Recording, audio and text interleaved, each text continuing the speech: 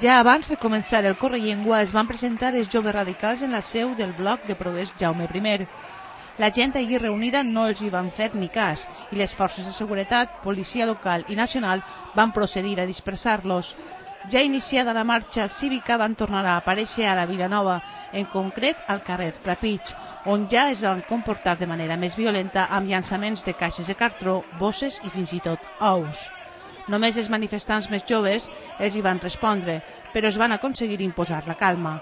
Els antidisturbis que havien fet acte de presència van haver de carregar contra els radicals.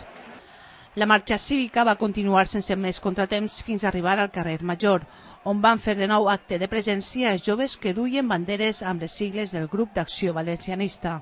En aquest cas, les coses van anar a pitjor, ja que van arribar a llançar pedres contra els participants fent el Correllengua. Una de les pedres li va pegar al front a Maite Peiró, regidora nacionalista a l'Ajuntament de l'Alqueria de la Comtessa, que va començar a sagnar copiosament.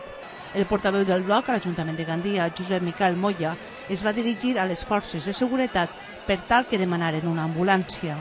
Maite Peiró va ser traslladada a urgències de l'Hospital Francesc de Borja, on li van haver de posar 12 punts de sutura. L'endemà va tornar per fer-se proves i es troba en bon estat de salut. Allí va acudir també Fernando Mut, alcalde accidental de Gandia aquell dia, per tal d'interessar-se pel seu estat de salut. Tots els grups polítics de l'Ajuntament de Gandia han emès comunicats condemnant l'actuació de radicals i exigint a les forces policials que identifiquen els autors de l'agressió. Es critica particularment la indefensió que van sentir els participants en el Correllengua per l'actitud contemplativa de les forces de seguretat.